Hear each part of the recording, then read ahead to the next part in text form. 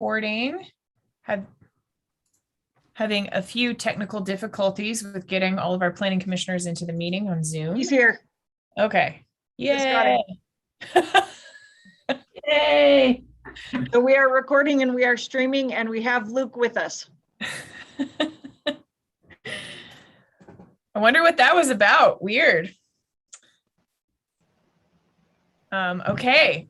I'm pleased to see that we have all of our Moab City Planning Commissioners in attendance, which is very exciting.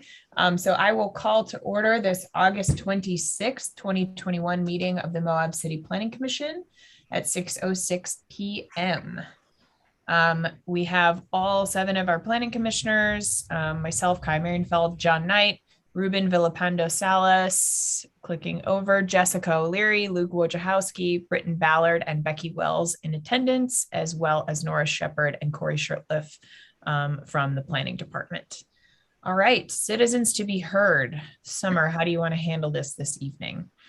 Well, somebody's phone just popped in, so we'll go with that. But we think Jake is an applicant. I mean, we can bring everyone in. Jake's an applicant. Do you want to just bring everyone in, and then if they're an applicant, they can just hang out for a minute? Yeah, I'm fine with that. It seems to be a manageable number of people. Do we have any written comments that came in? I didn't see any written comments that came in. There was an individual that had left a message. She was going to send an email, but we didn't see anything as far as I know. That was the last word from Corey. Okay. Yeah, that's correct. It did not come through. Right. Okay, we're letting people in.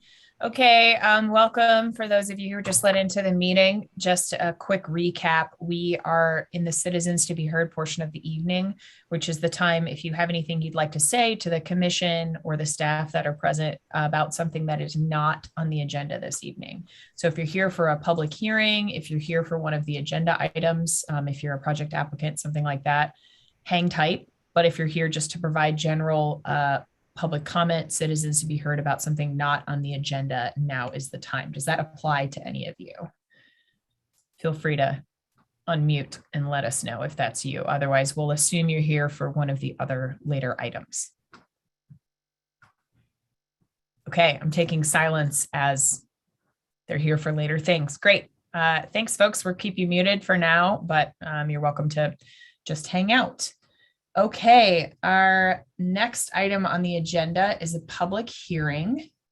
We're receiving public comments by phone and online through Zoom and always via email, or if you drop them at the department.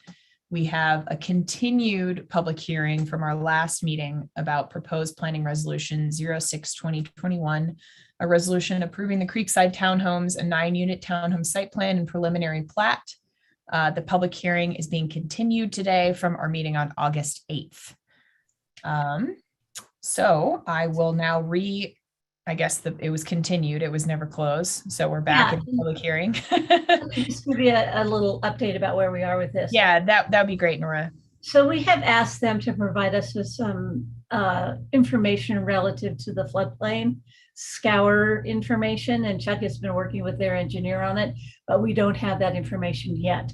So I would suggest that you take whatever comment is there tonight, which I suspect is none, and then close the public hearing, and then we'll put this back on the agenda for action when they get the information to us.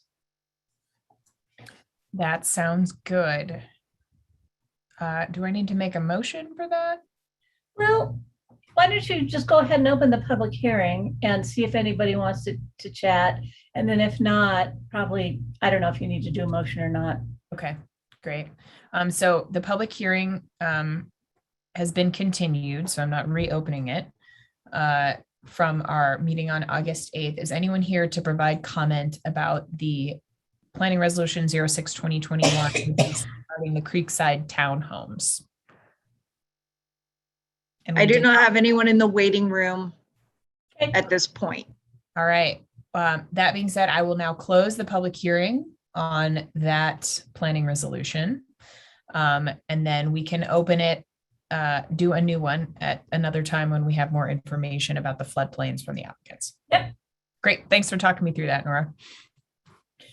Okay, next item 3.2, a public hearing and possible recommendation to City Council on Ordinance 2021-16, an ordinance amending the text of the Moab Municipal Code to revise section 17.70 accessory dwelling units and section 17.06.020 definitions.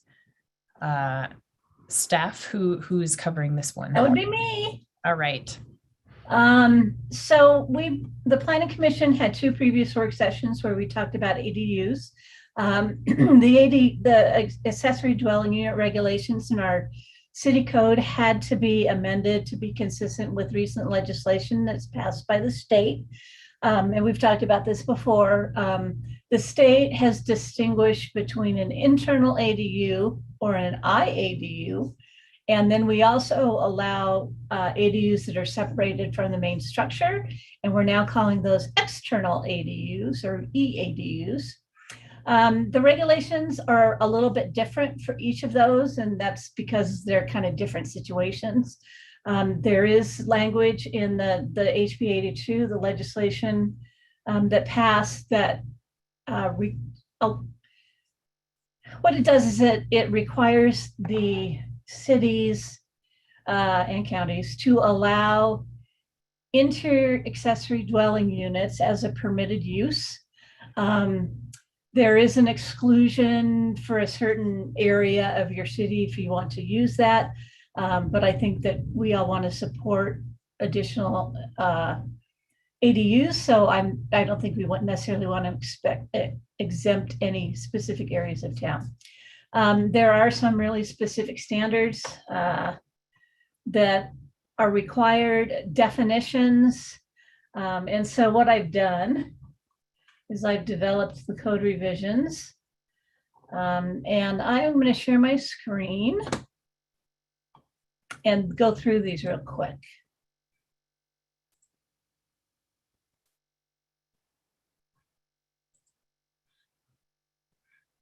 Okay. You see it? Yes. Okay. So this is just a boilerplate, why we're doing it. So the first thing that we are doing is creating, again, these two types of ADUs. We're amending the code. Currently, all our ADU regulations are in 17.70, which is where they will remain. But what I've done is I've gone through and redlined, removed text, added text to the existing code. I had a lot of issues with word formatting, so it's a little confusing. And if anybody's a word formatting expert, I would love for you to get in touch with me so I can figure out.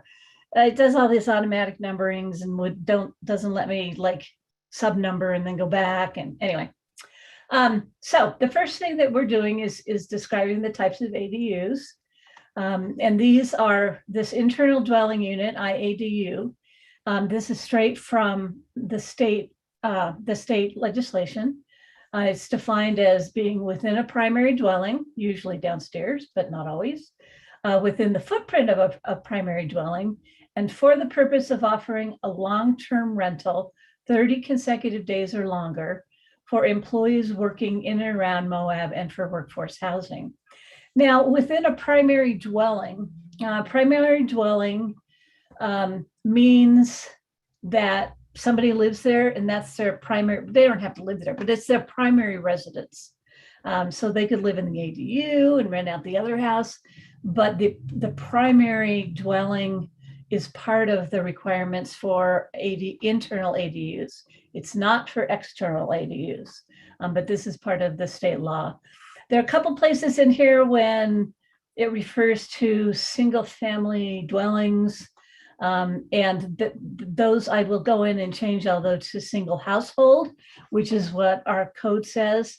I pretty much just cut and paste from the state legislation, so I'll go back and fix that. Then an external accessory dwelling unit means basically what we all think of it as. Accessory dwelling units created on the same parcel or lot that contains a primary single household dwelling, separate from the primary single household dwelling, and for the purpose of offering long-term rentals. Same kind of deal. Now, the primary single household, that's something that we can talk about, and we'll get to that, whether you want to restrict it to owner-occupied structures. And we can tell that by the tax rolls. If they're paying, if they get the exemption for long-term residents, then that's considered a primary single household. And then again, primary single household is detached and is occupied as a primary residence of the owner of record. Rental dwelling means a rental dwelling, a building, a building or portion of a building that is used or designated for use as a residence by one or more persons, available to be rented, loaned, leased, hired out for a period of time of 1 month or longer, or arranged, designed, or built to be rented, loaned, leased, or hired out for a period of 1 month or longer. That might be, it's duplicative, but that's what the state legislation says. So I discussed these, that both internal and external ADUs are permitted uses. This is the internal ADU language, again, straight from the state legislation. One of the things in the internal ADU that's required to be in this, I don't really understand why, but there is an option for the city to prohibit the installation of a separate water utility meter. We don't have to do it, but it's an option. And the advantage of not having two separate meters is then it makes the owner responsible for everything. And it also, it makes it a lot more difficult to subdivide. If somebody wanted to do an illegal subdivision of meets and bounds or something, they couldn't because they only had one water hookup. So it just kind of emphasizes that. So I'm looking for input of whether that should be deleted or not. And then we go down to number 7. And it talks about only one, allowed only in owner-occupied primary dwellings. And this is something that I know, this is the internal one. So I think this probably needs to say the same for internal, but we can change it for external. Laura, can I ask a question about that? Sure. So is it specifically excluding second homes then? So people who had second homes couldn't have an ADU, or? That's correct. An internal ADU. Is there a reason that it's specifically excluded? Because wouldn't we want to generate as much housing as possible? If somebody owns a second home in town and is willing to provide housing for workforce, wouldn't that benefit the community? And yes, but ADUs, the whole point of ADUs is not to double the density or triple the density necessarily. It's to provide an additional unit that a couple or a family or a person could live in. And the philosophy is if somebody is actually living in one unit or the other, it doesn't become it's less likely to become a neighborhood nuisance issue. And the language for internal ADUs is in the state law. So I don't think we can modify that, but we can for external ADUs. And I think it was probably something at the 11th hour of the legislation where neighborhoods or whatever folks came in and said, well, you know, I don't want to just duplex next to me with 2 renters. I want the owner to be there to try to regulate and prevent nuisance. So I think that's the philosophy. Yeah, that just seems like a bias towards people that may be renting, you know, that they're going to cause a nuisance. And, you know, if the second home is not really occupied, then you wouldn't be increasing density, but. I understand. that's- On the internal stuff, we don't have a choice. Yeah, So, anyway, Wait, so sorry, the provision, I'm looking at it right here. The provision y'all are discussing right now, where is that? Nora, could you point it out in the new code? uh, I think just scroll up, Nora. It was on the, I think, previous Right. page. right here. IADUs are allowed only in owner occupied primary dwellings. For internal, Internal ADUs. and that We was a don't have to do requirement. that for external. Correct. That was a requirement from the state for internal. We don't have to do that for external. Got Right. it. But we do, it is, since the state requires it, we have to have it. Is Yes. that right? Okay. For I have a internal. For internal. I have a question around, was it was that 1770 020A? IADUs. Yes. So it says for the purpose of offering long-term rentals for employees working in and around Moab and for workforce housing. Workforce is capitalized. What's the definition of workforce? Oh, it shouldn't be. Okay. So are we saying then that if it's a retired person who's living in Moab but not working, they can't rent from an IADU? No.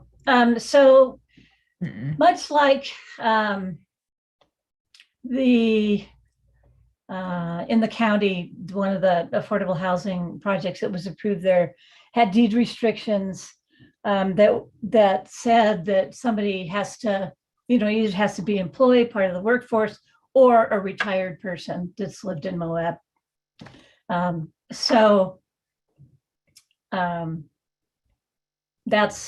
That's what we would do. We'll talk later about whether or not we want a deed restriction to that effect or not. Is this a requirement to have in here for the definition of IADUs? No, it just says for the purpose of offering a long-term rental, 30 consecutive Just days, offering it. You can rent Yes. it to anyone. whatever. We don't want it rented to people who are just using it as a second home, because that defeats the purpose. So this is for employees working in and around Moab. I put that language in just to clarify what exactly the rental is for. We can strike that if you want. I don't think that to me doesn't read like a requirements provision. It's just setting out the intent. But Yeah. at the same time, we do want to make sure it's not unnecessarily restrictive. Right. As a language-wise question, is that because of the text that says for the purpose, and so it's kind of for these, like what sets that apart from just living and working around Moab? I need to talk to Caitlin about the specific deed restriction that we would require. That would have to be developed. Part of the deed restriction right now is that we require them to say that it will not be subdivided. The other deed restriction that we could add, and we probably will add, is to make sure that these don't become nightly rentals. So that would be a second deed restriction saying they're long-term rentals, 30 days or more. And then the third thing that we could do, but we don't have to do, is require offering it to employees or workforce housing for Moab folks or retirees. And we would have to define that if we want to add it to the deed restriction. It's optional.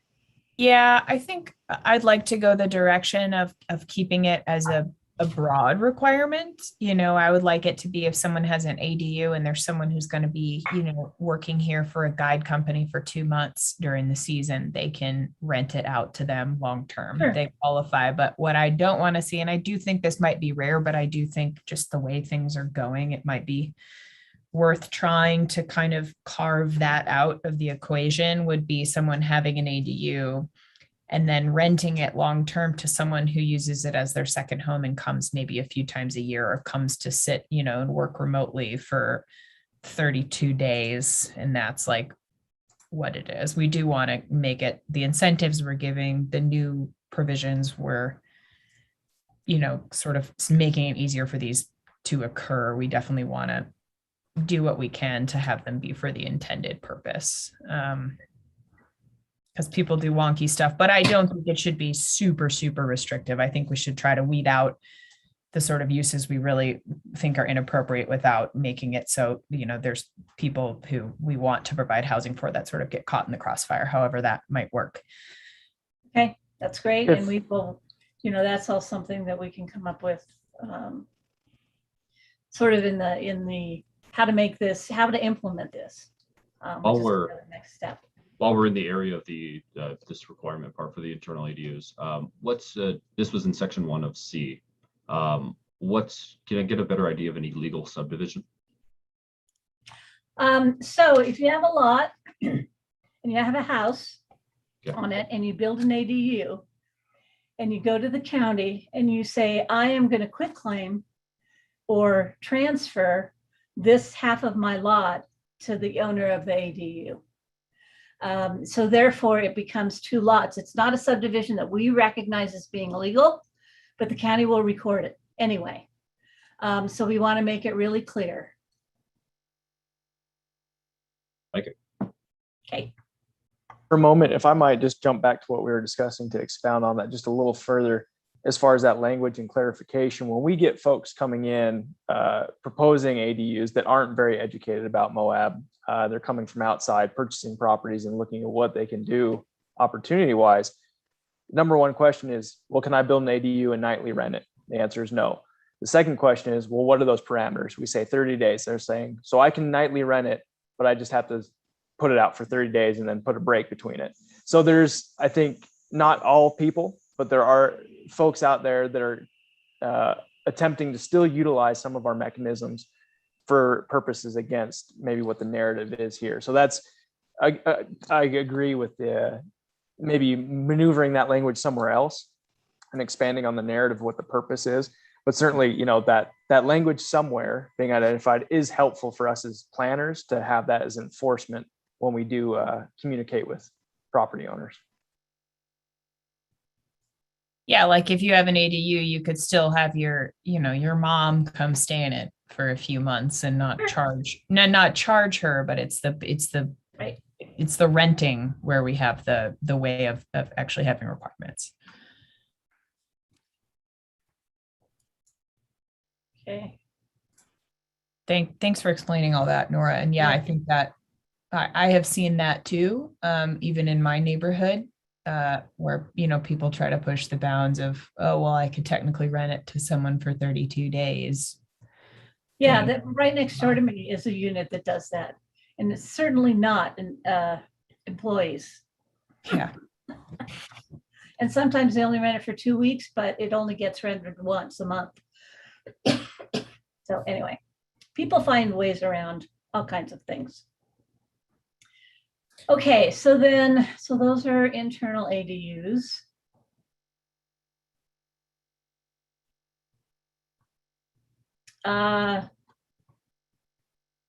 No more than 1 accessory dwelling unit. Is this external or internal? Internal. No more than 1 accessory dwelling unit may be located on a lot. That's something with internal ADUs, there's not much chance that somebody is going to want to, inside their house, create 2 additional units, but I suppose they could. So we could either include this or not include it.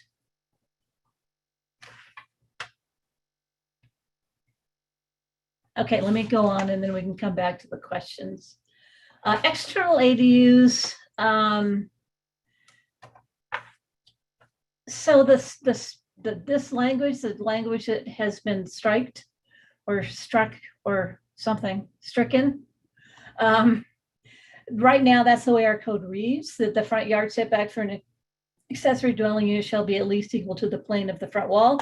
We talked about changing that with the planning commission about if it meets the code required front setback, then that's fine. So if the house is set way back, they could have an ADU that's further forward.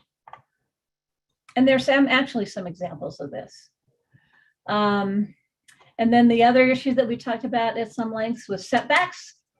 And so basically what I've said is setbacks for accessory dwelling units shall be what is allowed in the zoning district. So it's the zone required ADUs. But then there is a provision that allows the side setback to be reduced to 5 feet. If it does not exceed a building height of 20 feet, and we talked about that kind of stepped approach, and that the rear setback could be reduced the same, as long as it between 7 and 5 or 10 and 5 or whatever it is, it would have to be a 20-foot maximum height as it gets closer. The other thing I need to add in here is it needs to be at least 10 feet from adjoining structures from a fire code standpoint. And Barry, our building official, is requesting that language be added. Okay, accessory dwellings shall not be constructed prior to the principal structure. I don't know why we have that in there. It certainly can be deleted. And then here we talk about the detached garage and a second floor. And again, I added the language, shall not exceed 30 feet if all zone requirements are met. If the structure encroaches into the side or rear setback, the maximum height shall be 20 feet as allowed in C above. This references that. We do have a zoning compliance form for ADUs, and that will be modified based upon this process and change in the code. And what happens is before they're allowed to get a building permit, Corey or I will go through and make sure that all the boxes are checked and that it meets all the requirements. Size is something the planning commission talked about at some length, and maximum, I just put this in. I don't know. Right now, I think it allows, anyway, this says the maximum size for accessing shall be no more than 1,000 square feet. That's what the code says now. And then what I just put in here is a minimum size. I don't know if you want either one of those.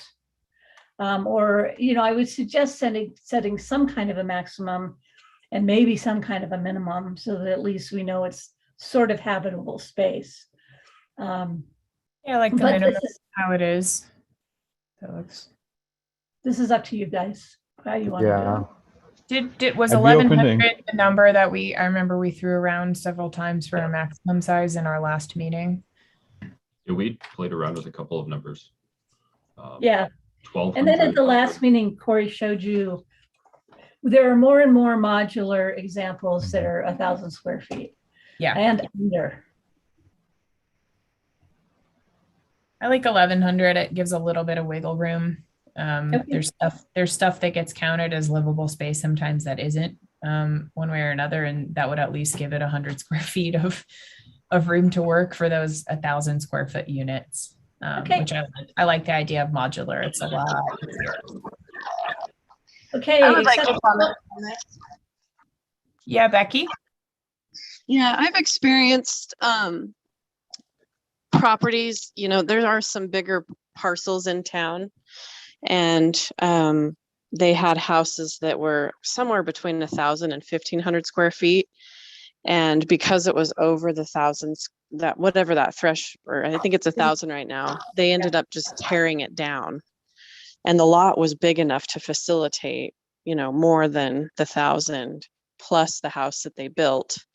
So my input would be to increase it to somewhere like 1,500, because you have varying lot sizes in town and some of them are quite large. So as long as it meets setbacks, I think 1,500 is a more reasonable amount. Would it be reasonable to put something in that says lots of a certain size can go up to 1,500? Yeah, I mean, In that same respect, though, setbacks included, you can only build so much. Right? Right. So you have setbacks included, you can only go up to a certain feet no matter what. And so even if they do have a larger lot, then they can still utilize that full 1,500. Okay. All right. With No more than regard one to the setback, the 5 foot seems a little problematic to me if you're saying there needs to be 10 feet between dwellings. So if one neighbor happens to apply and get a permit before the other one, and with overhangs and roof lines and stuff, there may not be 10 feet then between the two buildings. Does one neighbor Would that not get to have an build? effect? There is an allowance for eaves. We don't count eaves. They're allowed to do eaves in the setbacks. And this is a fire code issue. Our building official feels pretty strongly about. But if you don't want to recommend it, that's fine. It's up to you. You might remember when we had discussed the 5 or 7 component, that 5 is typical of accessory structures that exist right now for that same reason that Nora explained. Barry had originally at one point proposed 7 for that very reason of saying, give them a little bit more room. But 5 is consistently standard throughout fire code, building code, and the planning code right now. And so that's where landing on 5 might be more consistent than creating variation in that right now. Because it's currently 10 for side setbacks in like the R1. So going to 7 with the overhangs to me would seem reasonable. Well, 7 feet is actually our most common side setback. Both in the R2 and the R3 is 7 feet. So we're saying you get a couple feet for an ADU, kind of like an accessory structure. But I mean, Barry really wanted to maintain the 7 foot side yards. And I think he would be more comfortable with the 5 feet if we included the 10 foot separation language. But you don't have to recommend that. In addition to that component, there are fire suppression techniques, whether it's sprinklers, firewalls, or anything else, that you can build closer, but you're going to have to pay for those improved fire suppression mechanisms. In theory, that's for sure. Yeah, I mean, just living in the desert and the current climate changes, fire seems to be a real issue and a reality that we have to kind of take into account. I like the idea of the reduced setback with the height limitation, because you're going to have 10 feet when you take into account the neighboring property. So right. In general, there won't be a problem. Although we do have non-conforming structures that sit on the property line, but that's not the norm. Yeah, I like I think the height requirement contingent, or excuse me, the setback contingent on height is a good thing to just have in our code in general. I think it definitely makes a big difference. So it's good to see it here. I like it. Yeah, 2 feet does make a difference, amazingly enough, on some of this. Our typical lot is pretty small, 50-foot width. So it makes a difference. Yeah, when you've got 4 extra feet, 2 on one side, 2 on the other. Okay. yeah. No more than 1 accessory dwelling unit may be located on a lot. I know you guys talked about this, and I'm ready to recommend whatever you want. So my biggest idea, so I guess question is, when we're talking about ADUs and allowing people to add more than one, or to maximize the amount that's going towards an ADU, what's our biggest concern with just allowing people to fill up as much space as they can with ADU? Impact of the neighborhood. Impact. That all of a sudden, streets, parking, all of a sudden it's really a multifamily project or an apartment project with a whole bunch of little dwellings. So it really is a community character issue. Again, this is not etched in stone at all. And if you want to allow more, and again, we may want to look at the total square footage of lots to make a determination on that. So my view on this one is that we should allow as many as we can put in there within the city. And the rationale for doing that, as long as it meets the setback requirements, my rationale for doing that is living in a relatively fragile ecosystem. We want to do whatever we can to eliminate sprawl out into the valley and keep our urban core as dense as possible to minimize our impact to the surrounding desert that we live in. It also decreases impact on our infrastructure, our employees, our police Right. force, everyone else. And so we have a lot of wasted space within our city that should be used for housing or for other means, and this will help incentivize that to happen. So that's my Okay, that makes sense. You sound like a planner. yeah. Sometimes. Is there a requirement for additional parking when adding an ADU? Yes, Is that something? One space. One space And per that's ADU. never, that is really never much of an issue because, a lot of people have garages or, and it can be tandem. We've never run into an issue where there just plain wasn't an additional parking space. Yeah, if I'd you have like to room to back do an John. AD, you probably have room to have another parking space. Sorry, Reuben, what were you saying? I would just also like to say that I would like to back John with the idea of packing as much as we can. And there is community character that, it's definitely something to look on. But most cases, you're not building bunkhouses right next to each other because of setbacks and because of the space between buildings. Yeah, I absolutely. Yeah,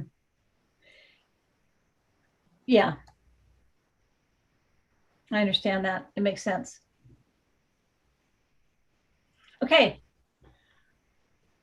So I will definitely modify that. Accessory, okay. Properties with accessory dwelling units shall remain recorded as one lot. Accessory dwelling, and then just to emphasize, accessory dwelling shall not be separately sold. It should be separately.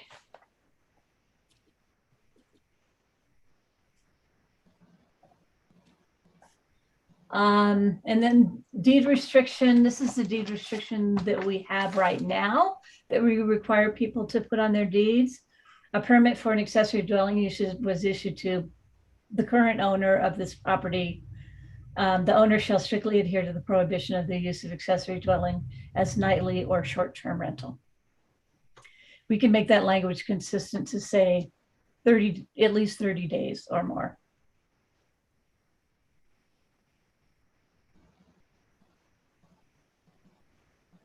Accessory dwelling units are intended for long-term rental of 30 days to the same individual and may not be used for nightly rentals.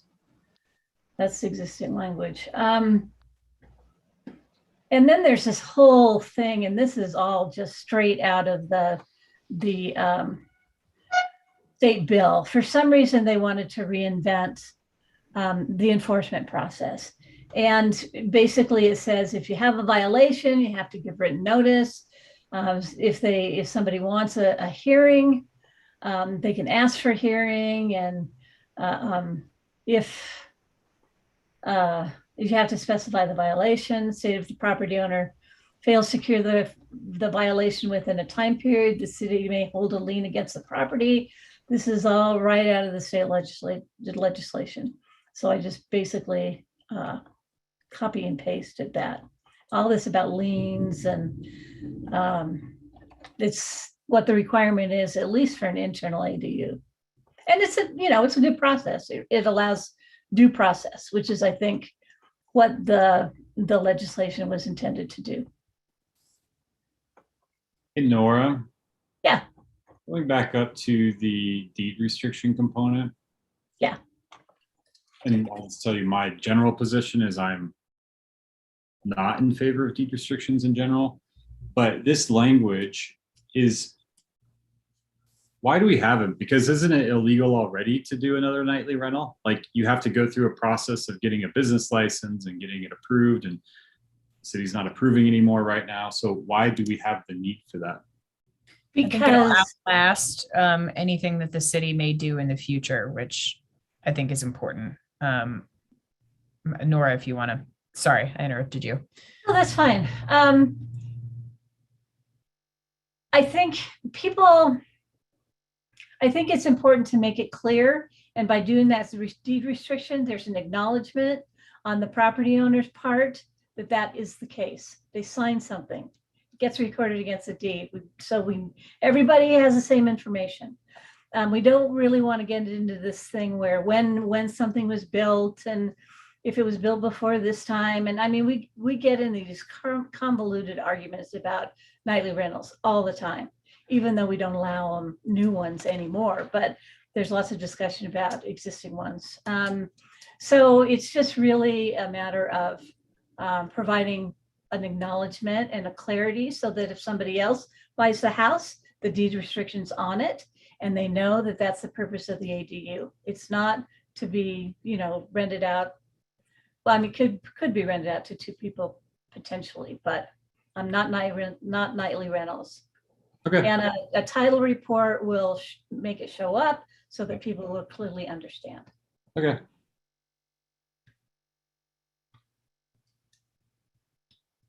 All right. Let's see. I like the idea of more than one being allowed, still subject to all of the other requirements. As Becky was saying, there are some larger lots that they might not want to subdivide, but they might still want to provide more housing. And I think that's fine.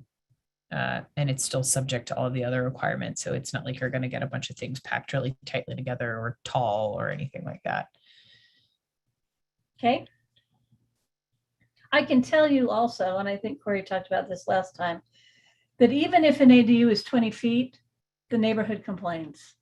Every ADU that's a second story ADU, we get complaints on.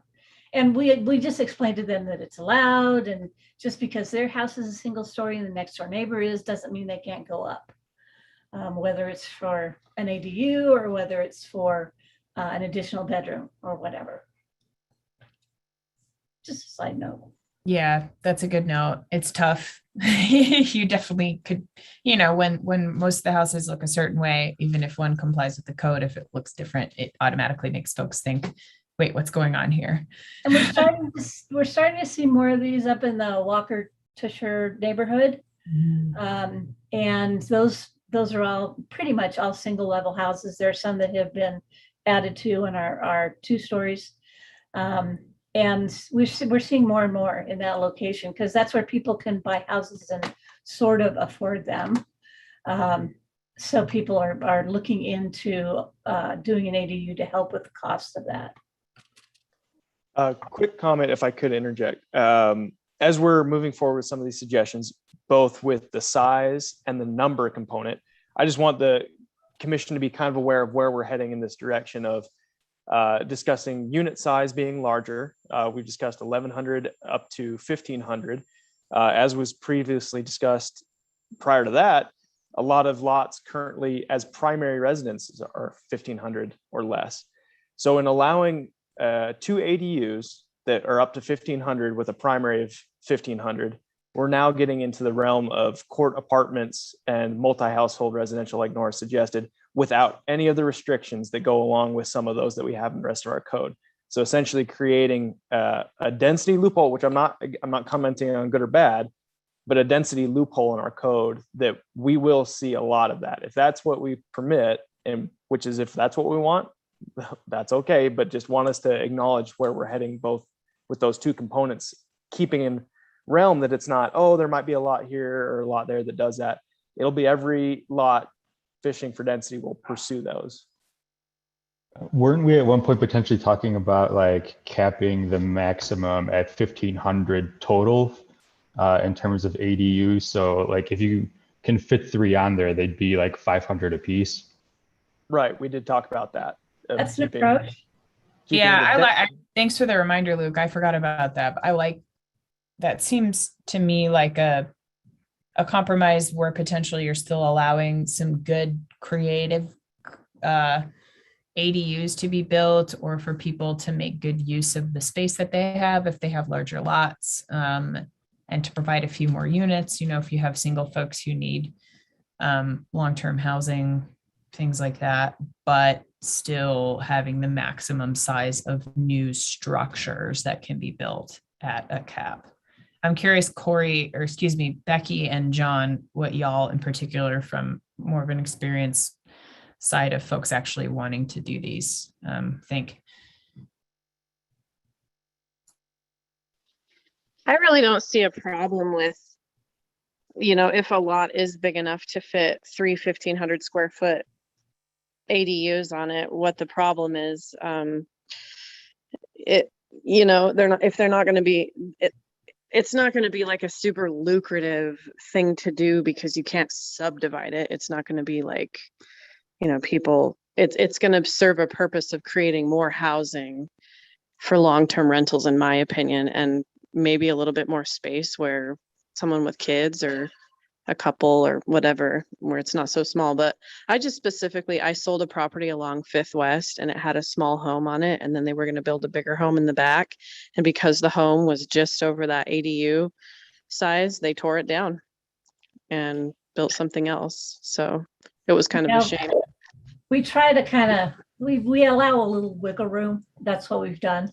But yeah, it has been, there are a couple of them that the existing structure was just over 1,000 square feet. We could put some language in about that, but we're not. Yeah, So those are all good. So stupid question, Nora. If someone, so you had a really large property, primary structure meets all the other criteria, no limit. I mean, could you feasibly have like a little tiny home rental situation going on? Yeah. With using this provision of the code, if we do allow multiple structures with no. Yes. You certainly could. I mean, we also want to amend our code to allow tiny home villages to make it easier. But the result of multiple ADUs on a lot may result in a tiny home village kind of concept. Mm-hmm. And I don't know if there will be objection to that in the R2 or not. Certainly in the R3, it makes sense to me, but. Yeah. I mean, I like the ADU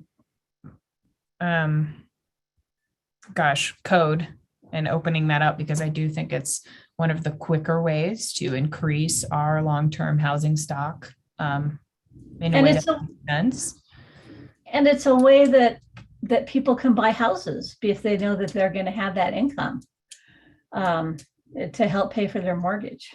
Yeah. And we don't want to shoot all our revisions in the foot if we're making it seem more intimidating than beneficial. There's certainly, Corey brings up good points. I don't think they're unregulated. I don't think ADUs are unregulated. If anything, I like the idea of having a deed restriction in them, because I think that would add some additional teeth to trying to prevent illegal overnight rentals and second home ownership or occupancy, what have you. So I like those provisions of it. And I think it could actually be better than something that has to go through the technical higher density stuff. But I think Corey brings up a good point, and I would be remiss if I wasn't concerned that council was going to have some concerns with that too. They may. Yeah. So what I would suggest, Kaya, is that maybe we open the public hearing, see if there's anybody. Then we can either close the public hearing or continue it.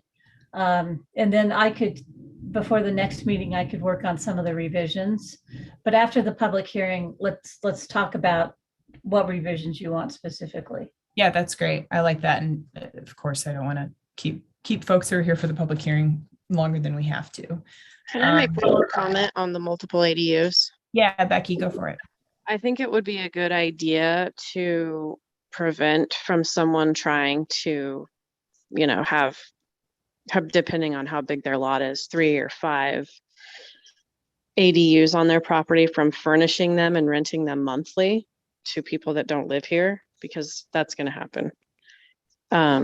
If they do apply for a multiple ADU situation, I think a deed restriction would be appropriate to make it more specific that they either reside in Grand County or can prove that they're working here. Because if you made the the required amount of occupancy longer than 30 days, it would probably deter people from doing furnished monthly rentals. But there are people that do come here for 1 or 2 or 3 months, river guiding or whatever it may be. So as long as they could prove that they are working here, I think that would be a good thing to think about, so that we don't get people trying to abuse what we're trying to accomplish here.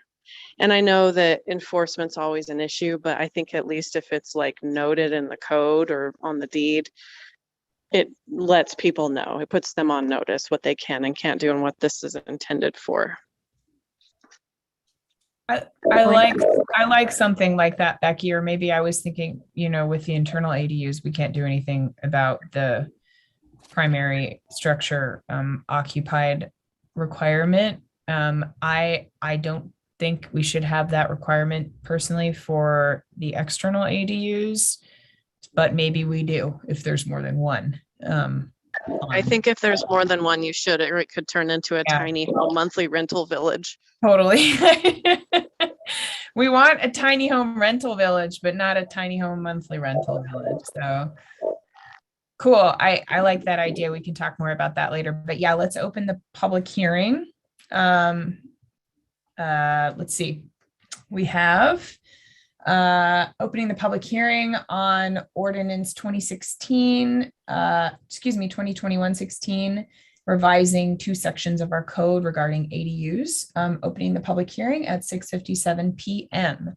If anyone is here for the public hearing on this issue, now is your time. If you just want to chime in, and then we can call on you accordingly. Summer, I don't know if folks can unmute themselves, or we may not have anyone here for that. Yeah, I suspect we don't. Okay. I just added someone from the waiting room, but it's possible they're here for another application. So Okay. I'm assuming if they didn't speak up, they're not here for this. Okay, great. It does still say that Cody Lister is connecting to audio. So if Cody, if you can hear us and you're here for the ADU public hearing, once you're connected, let us know. Cody's here for the hospital. Okay, great. Okay. Thanks, Jen. Okay, in that case, I will close the public hearing at 6:58 p.m. And now we can continue our discussion. Okay, so, I can certainly make some changes. I understand generally the direction that you're going with the sizes, and that if there's more than one ADU, that the other ADUs we need to make sure are employee occupied locals somehow. We can define that, and it could be retired folks or a mother-in-law or whatever.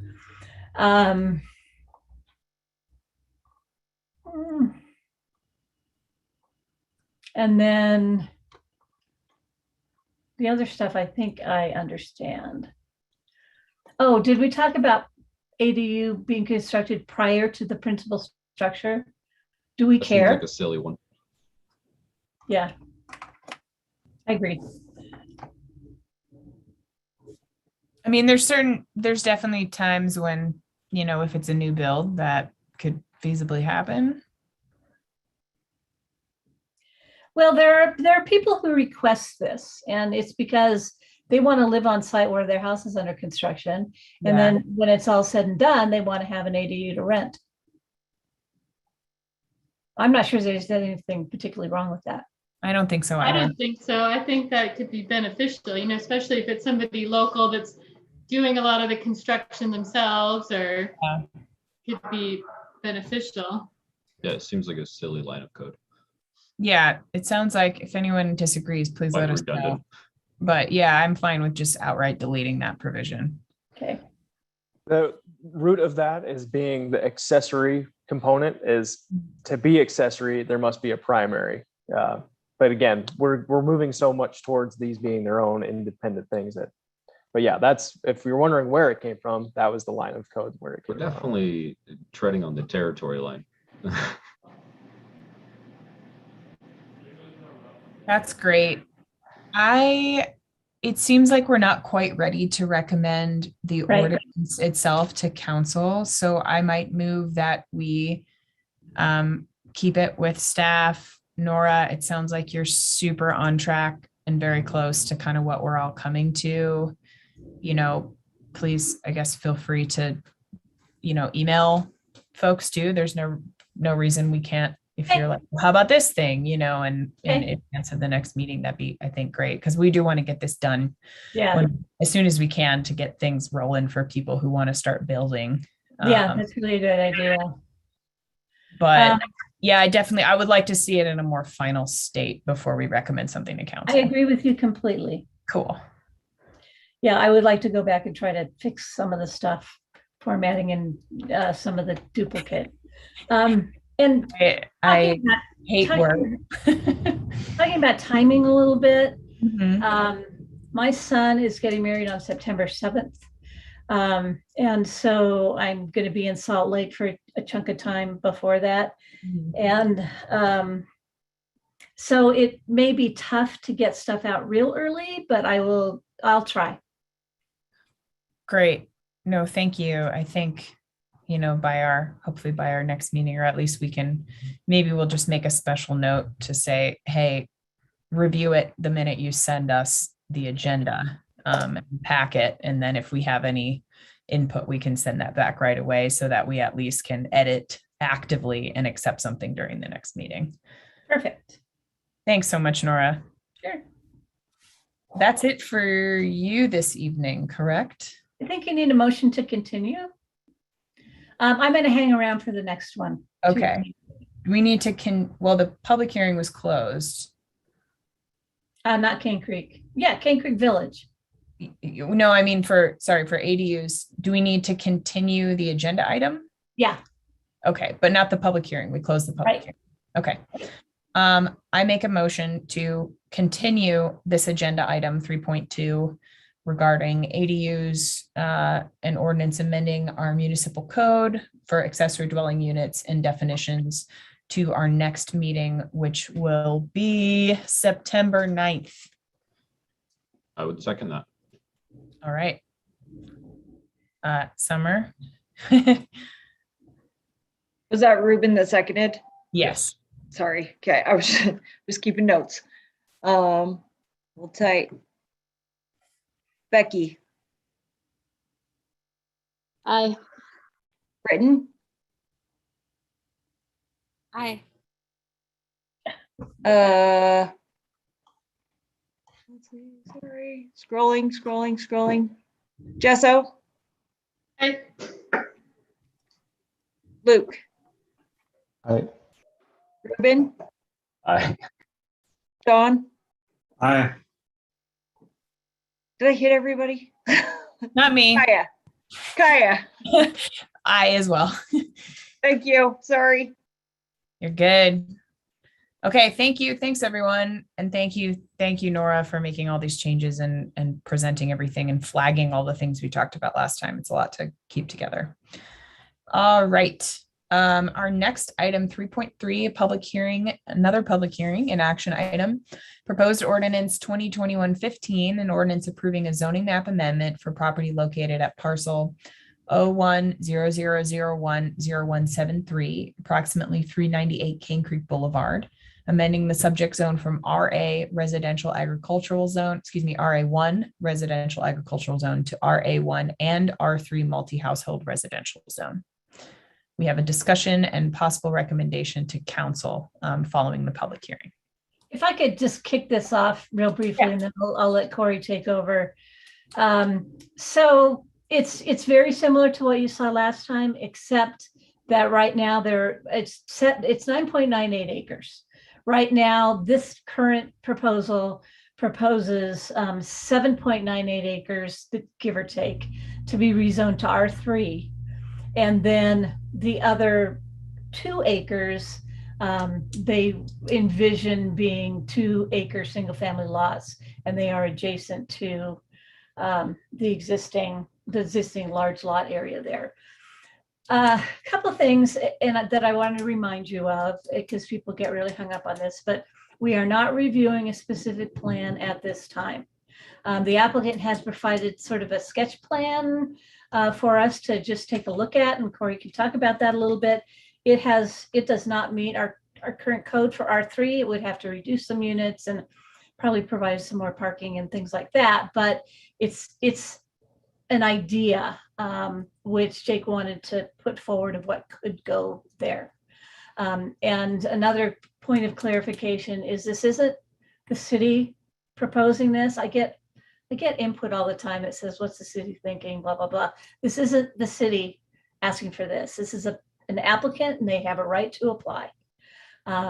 There are infrastructure issues, including the road, secondary access, and sewer.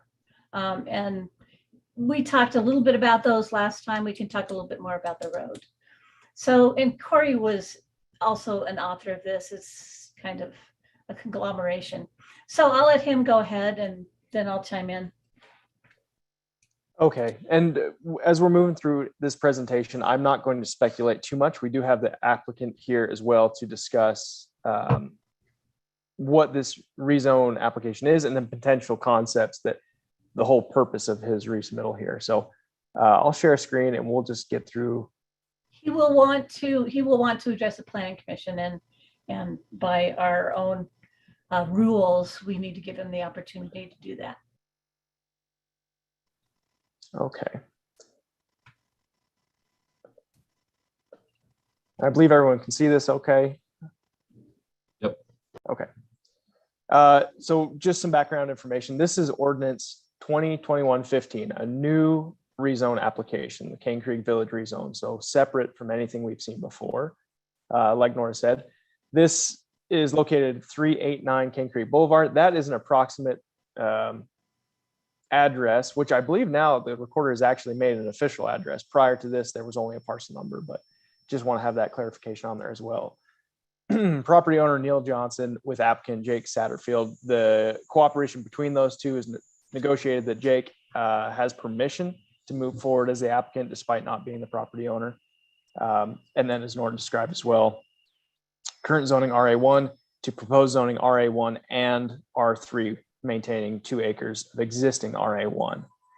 I am going to breeze through some of the background material that was in the packet. We'll try to keep it as brief as possible, but with having some public comments on this, just want to be clear on what we're addressing now. Jake, as the applicant, previously submitted a separate rezone application on March 8th. This was submitted and that was reviewed by Planning Commission on May 13th, received a positive recommendation to City Council. The City Council then reviewed that and denied that application. This new application was submitted on August 3rd with the new materials as suggested. Skip down here a little bit. There is, again, no specific project being proposed at this time as the request is for rezone only. However, the applicant is intending and interested in applying for entry-level housing. That's the description from Jake. Planning Commission is not reviewing anything specific. Let me go ahead and skip on down. Nora did such a good job. All my notes are out of order now. Thanks. No, that was good. I had prepared. We weren't sure if Nora was going to be around too much. I do want to quickly go through the criteria, map change criteria as part of the zoning process. Approval for this is the Planning Commission and City Council shall consider the following criteria in reviewing a proposed map amendment. So as we are looking to make this decision, keeping in mind the parameters that are entitled to you by the municipal code to how to make this decision. And again, was the existing zone of the property adopted in error? Staff's comment, it was no, the existing zone was not likely adopted in error. This area is an enclave of lower density lots.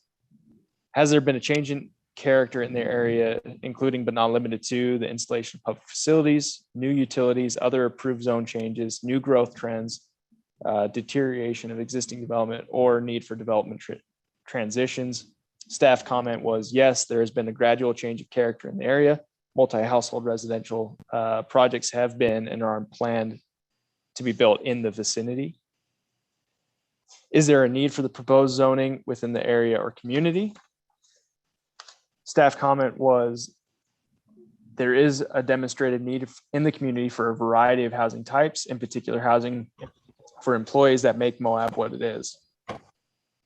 Is the proposed zoning classification compatible with the surrounding area or uses? Will there be adverse impacts, or can they, to any adverse impacts, be mitigated? Staff comment was, there are several zoning districts surrounding the subject parcel. The parcel has been vacant. It is not, however, zoned for open space and is privately owned. The change in zone will likely result in a multi-household project that will, excuse me, generate additional traffic on Cane Creek.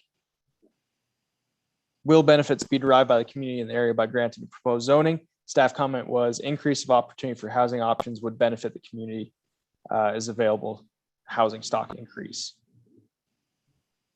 Are adequate facilities available to serve development for the type and scope of development suggested by the proposed zoning classification? If utilities are not available, can they be reasonably extended?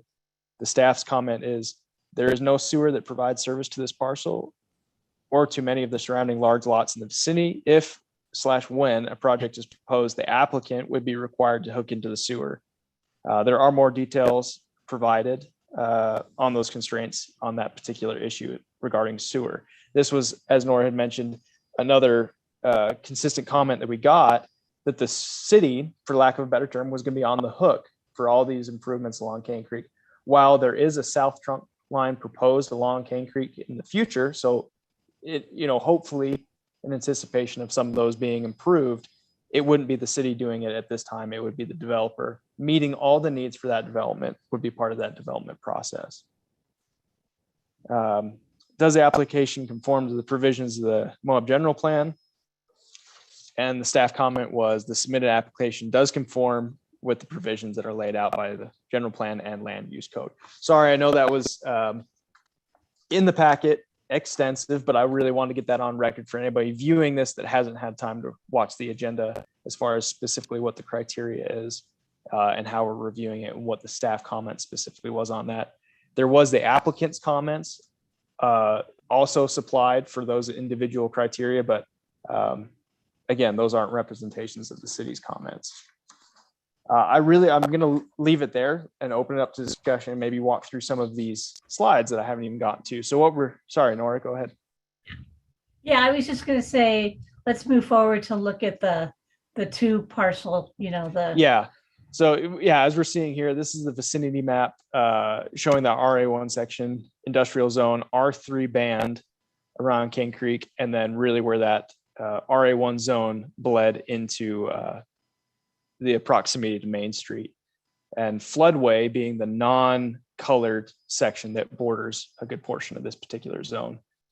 This is the excerpt I was able to get from the recorded county plat, so we didn't even have a full plat for this that I could pull from the county accessibly. So this is the parcel here that we are identifying, and you can see that section of yeah, it continues down below, but for whatever reason, the way they have it recorded wasn't able to pull that lower section of the parcel. This is right of way here, but then does connect to a private lane further to the west, as had been previously discussed. This is a new exhibit. Show that, Corey, can I show that for a minute? The road. Yeah, let me. I have it up on Google Earth. Stop sharing screen here. Okay, thank you.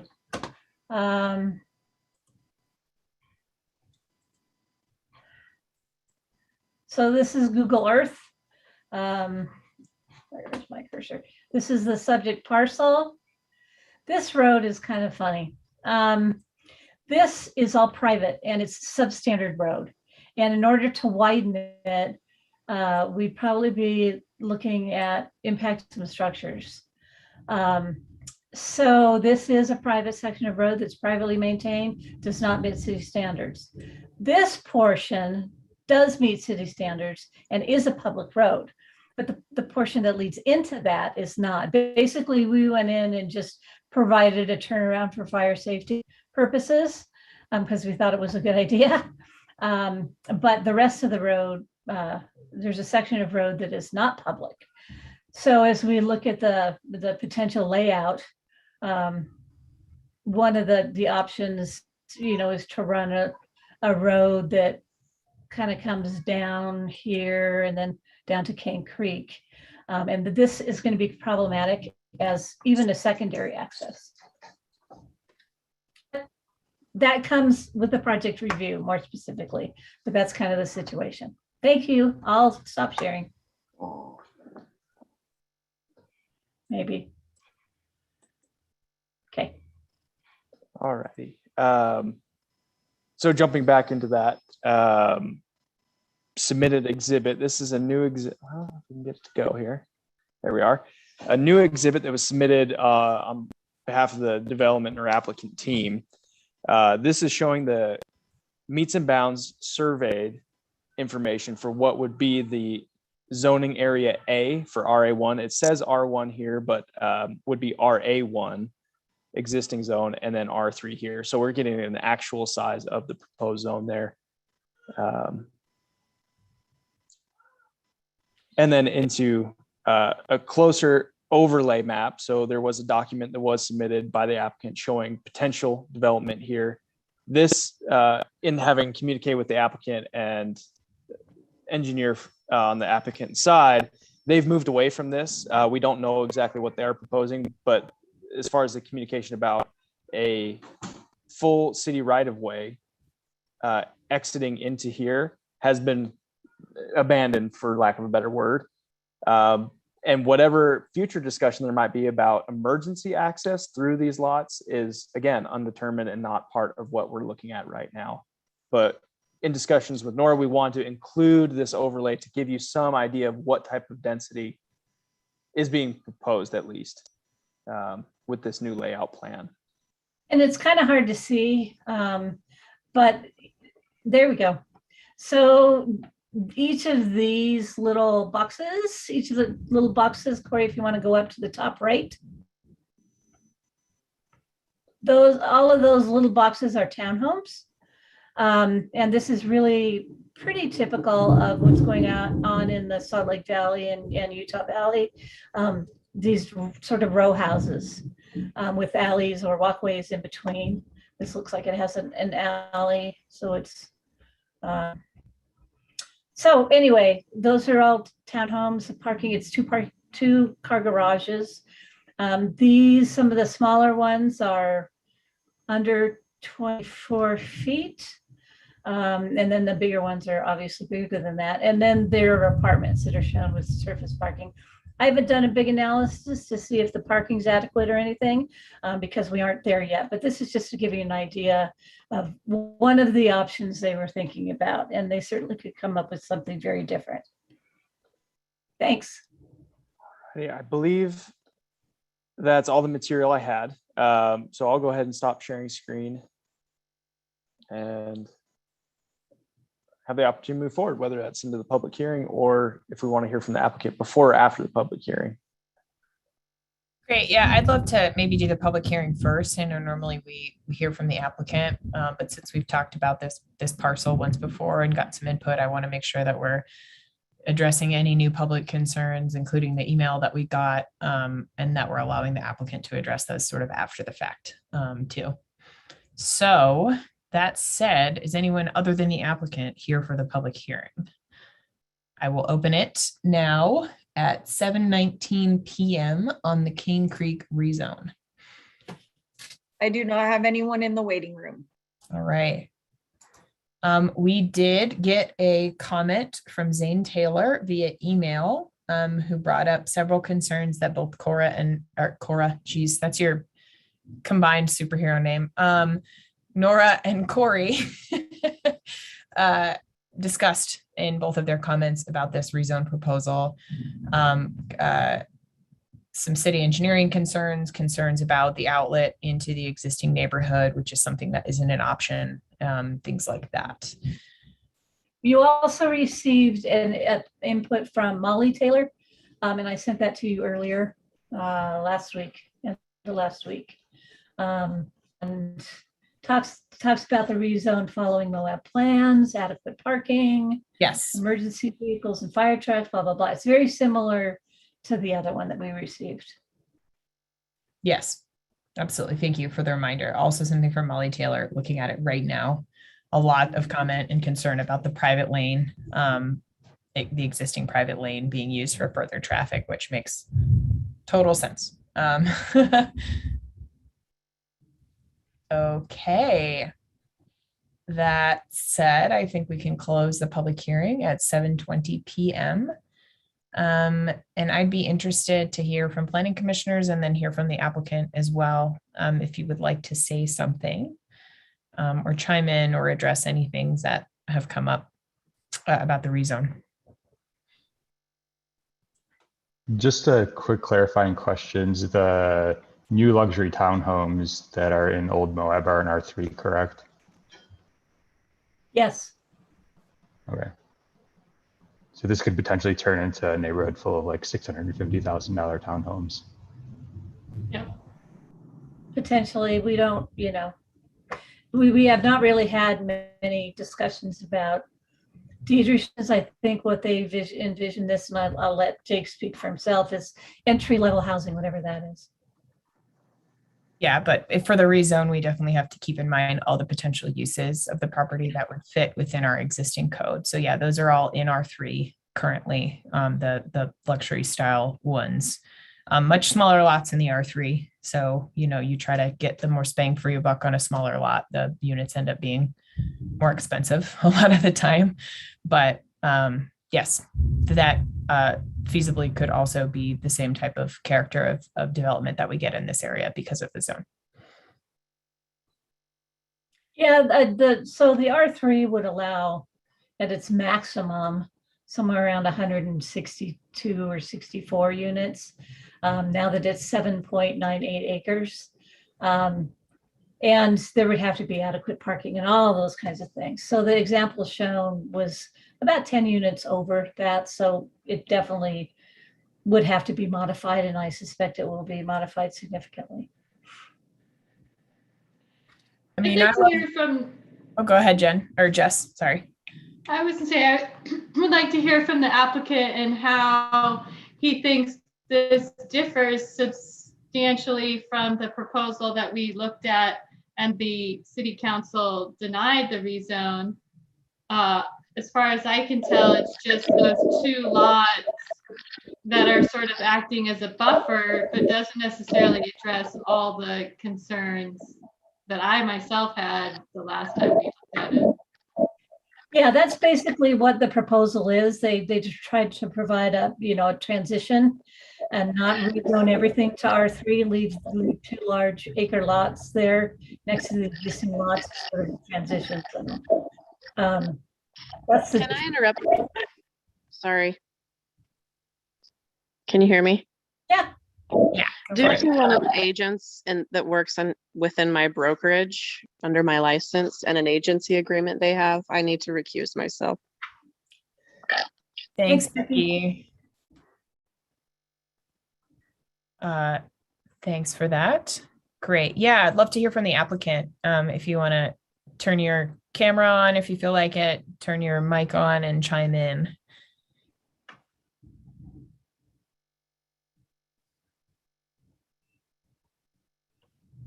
Jake?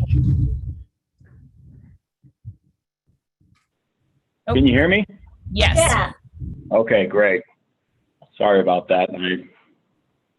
I don't do this very often on the Zoom, so I'm a little clunky.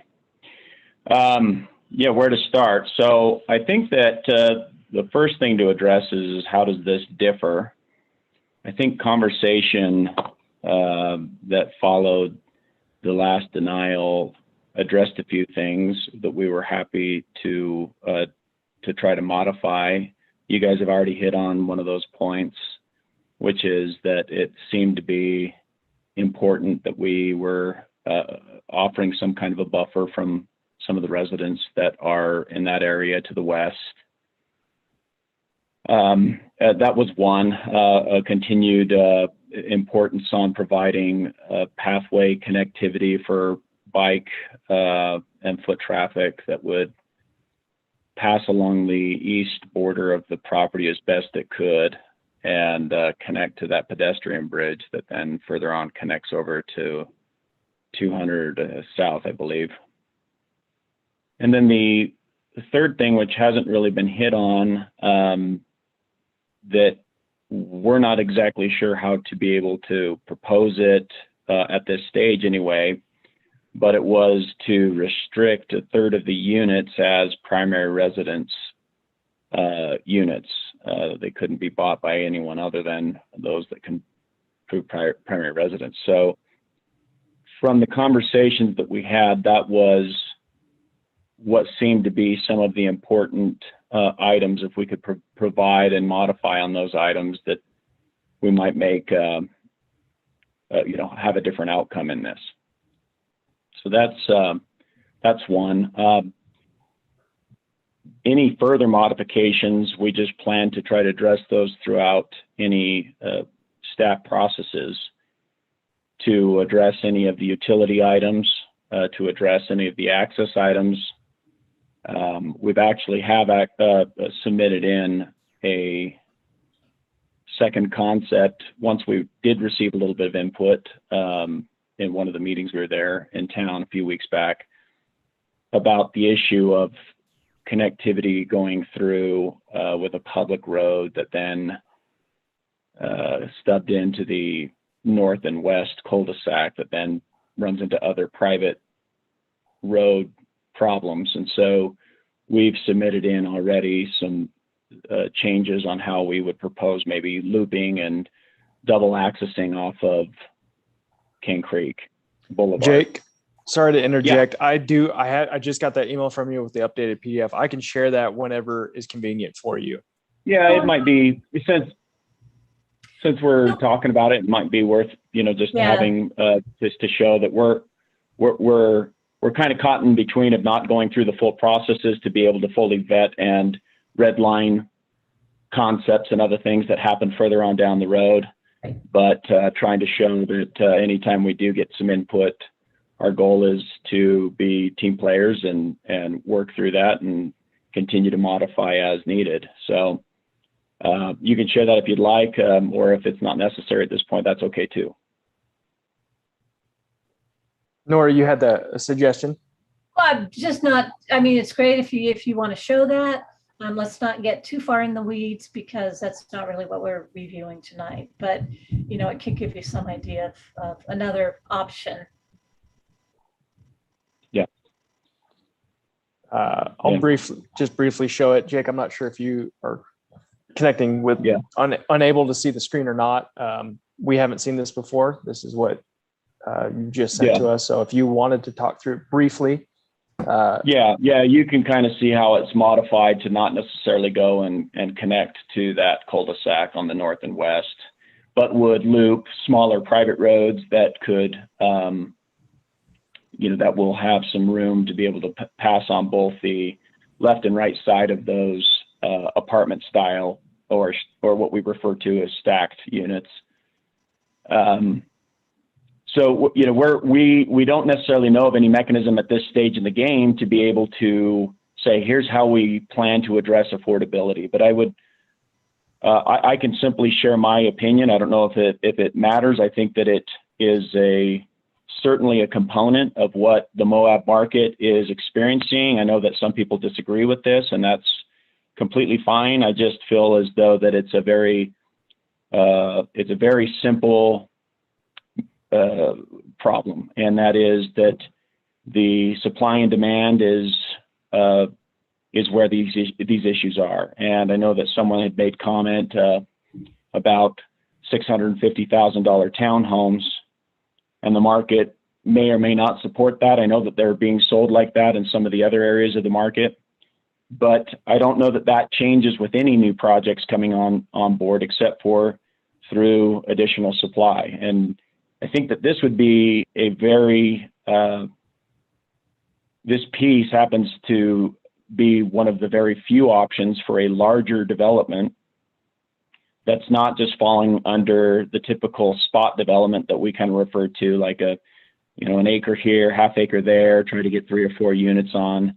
And there's nothing wrong with those developments, but this would be the first larger scale, I believe, that would start to tip the scales in the way the supply and demand is in that marketplace. And it's not, these units aren't for everybody, right? Some people are looking for units with some land, or maybe being outside where it's a little bit less congested, maybe out in the county. But for what a development that is close to the shopping and workforce, walking and biking and making it a convenient location, I don't know that there is, that I'm aware of, another development that is better suited to bring a substantial number of units to help tip the scales where the supply and demand is not in such a, is not continually pushing values higher and higher and higher. So like I said, one of those items we want to be able to say is a minimum of a third of these units are for the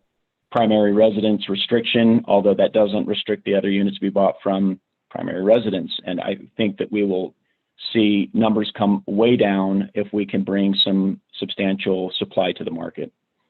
So that's just the basic philosophy for us, is that with how bad values are right now, I mean, there's only, when you look at the MLS, and you scour the whole county area there, a few miles to the south and up towards the north, there's probably 20 to 25 units in total for sale. And but within your city limit that are actually for sale, just on the very south end of the city is all that's actually listed. Now there may be some others that are for sale, but that's just what we see that are even listed. And it's a handful, I think 6 or 7, maybe 8 units that sit within the actual city limits. If you use some of the non-professional, more like the Zillow and other, there's 4 or 5 units that are popping up for sale in that market. I think that's all key information to pay attention to, that there's so few options for people, and therefore that's what's pushing up the prices to these unbelievable numbers. So that's how I would argue or suggest that the best way to push back on these numbers going where they are is to offer some more supply, which will drastically relax the sales prices. And that's what we tend and hope to be able to come in and do. But we need we need Planning Commission and Council to be able to see that vision and somehow align with that, because it's obvious in what's happening. You're seeing it in the media. You're seeing it from a lot of different points of views that are making comment on this. You're seeing it from the local workforce complaining, and this could be the quickest, fastest, one of the larger developments that could really put a dent in these issues. And I hope that you guys see it the same way. Thanks so much, Jake. Quick question while we have you, and I apologize. I thought I heard you say something about a restriction of percentage of the units forthcoming. I know you don't have a site plan or anything yet. This is just the rezone request. But did you say something about primary occupancy percentages, or did I totally Yes. Okay. Yes. would you mind repeating that again? Yes. Since we haven't been able to have any, we haven't gone through, full staff reviews and such on a plan and getting input. But what conversations we have had and we've had with some of the council and mayor and stuff is we're trying to balance a successful development with the needs of the community. And so we had proposed we think that we can put restrictions on this development to the tune of 30% of the units, or roughly a third of these units that are saying that they are only for primary residence for the local community. And so that's going to be a very good way and an indicator, but we don't necessarily have that ability to do that now. We'd be happy to put deed restrictions after we can get a rezone. We're happy to have that discussion and find any way that we can to put those restrictions on there. But that's our way of trying to say that will, without question, limit what those unit prices can even be, because they are very much tied to that local workforce. And we know that we've got to position those to affordability.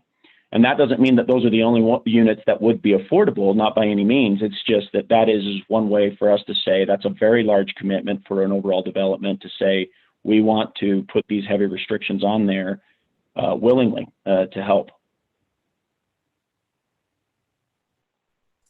Great. Thank you, Jake. All right. We have had our public hearing. We have heard from the applicant. Time now for discussion. We can have a motion if folks want to do it that way, have a motion, a second, and discuss, or we can just have a discussion before anyone makes a motion on the table. I just have like some concerns because I think Nora said that under current like R3 regulations in the 7-acre lot, there'd be about like 164 units that can be put in there. So that would potentially mean that based on like the 1/3 limited to primary residence, that leave about 110 units that could be purchased by like second homeowners. Because that's one of the biggest kind of movers of the market locally right now. And this is one of the largest plots of land that's left available and undeveloped this close to kind of the city center. And so I'm a little bit concerned about it actually kind of exacerbating some of the issues that our community is currently facing, because we're not dealing with a local market here. We're dealing with a national market and in some ways an international market. So just wanted to bring that up. Yeah, I think that's a good point. For the apartment, if there were apartments, I feel like apartments are one of the interesting sort of new types of housing that could be built that don't necessarily attract or cater to potential second home buyers in the same way. And I know there are some that are plan to be on more on the King Creek side. At least, again, we know this is a rezone and not a site plan and not anything like that. But I'm curious, maybe Nora, feasibly, what kind of multifamily housing structures there might be able to be more in the traditional apartment style vein, particularly because that fits in with some of the existing uses on the other side of King Creek, right across the way too. Let me see. So there is some discussion about, maybe Corey, you could put up the vicinity map that shows the adjacent properties. There's an existing property that's that's really close to this one that currently has kind of two sets of condos or apartments, and there's a big open space in the middle.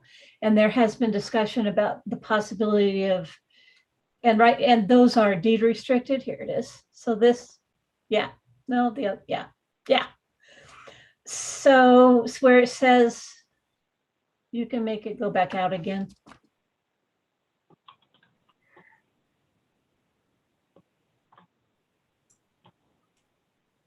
Getting car sick. Sorry. There we go. So down below, there's R3 zone, and there has been some discussion about approaching. These are apartments and they're deed restricted, and there's been some talk about approaching them to see if they would be interested in adding apartments, and if so, would they have to be deed restricted as well? So there's some discussion on that. We have a couple other properties. There's a property on the east side that is currently a mobile home park, and we just received an application for apartments there. So there are 20 mobile homes right now, so those would all go away. And the proposal is to build apartments. And we are seeing more and more of those, which also goes to the need to discuss the R3 zoning. Then there's some other commercial parcels that are zoned commercial. And since we do not allow new overnight accommodations, some of the property owners of those existing parcels are looking at apartments or multifamily as an option. They're generally a little bit further away from town, along Mill Creek. Okay, I think that's great news. Happy to hear that apartments are being seriously considered. I think we have a very limited supply, and there's a super dire need for that kind of housing in town too. Yep. That's great. So, but the entire rezone parcel could be that, or only a certain percentage, I guess, was more getting at my question. I know for a lot of reasons it makes sense to sort of diversify what the housing styles are on a parcel this big. But could you feasibly have multiple units like the ones across Cane Creek that were the entirety of the parcel rather than the row homes style that's currently being proposed or discussed as far as density in this zone, I guess? Just off the top of my head, I think the maximum density, 20.7 units per acre in the R3. And when you put in roads and parking, it will be challenging to get to that maximum density. But that's what the maximum would be, 164-ish units. There's Sorry, go ahead, Jess. Just along that same lines, Nora, so there's no specific open space requirement. It just is tied to the density of the units. That's correct. There are some development standards in the R3 zone for multifamily projects, but no, there's no minimum requirement for open space. If the commission would be interested, the applicant did have a quick comment he'd like to make if you want to hear from the applicant again. Yeah, that'd be great, Jake. And I'm fine with you, chiming in if there's questions that folks have, if you're the best person to answer them. Thanks for asking though. Go for it. Sure. Yeah, thank you. Can you hear me? Yep. Okay, great. So the first comment was a big one when it came to worrying about how these additional units could exacerbate the problem.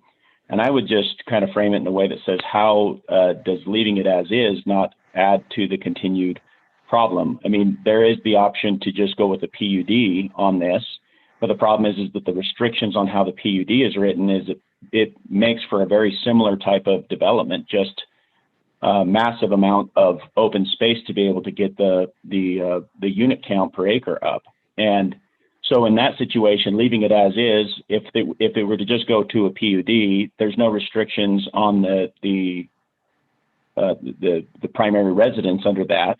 And so to convert it to an R3 and perhaps lower some of the density and perhaps add some open space and some other amenities, these are all things that we would plan to address throughout the process. But by doing that, this is a better scenario in how you put a limitation on who can buy this. I mean, the rezone itself, I don't think actually puts the restriction, but for us to be able to willingly try to put some deed restriction on there would be an improvement. So again, this comes back to a supply and demand issue. And so I don't know that a city can, I mean, they certainly can try, but I would have to I would argue that there's no way to artificially fight back supply and demand in a market without cutting off your own hand in another way. And so if you're trying to say, well, if we're gonna stop growth or we're going to stop who's buying in our town by saying only these people can buy this type of unit, I understand the logic behind it. And but I also think that those are some of the concepts and approaches that have added to where the market is here. Those restrictions are not allowing a free market to play out in a way that allows for the market to dictate. Because obviously, if you look at why is that market down there going for a much higher price point in many cases than a much larger market with much higher incomes in, say, for example, the Salt Lake County area. And that is because there's just these restrictions and other things and lack of support for additional development that has now put all that pressure into a system that is now seeing those prices going up. And now the local community is suffering because of that. So that's my thought on it. I don't know that there is, I can't see how you can artificially control something without something else becoming a problem elsewhere, if that makes sense. Yeah, and I totally understand that point of view for sure. It's a valid point of view.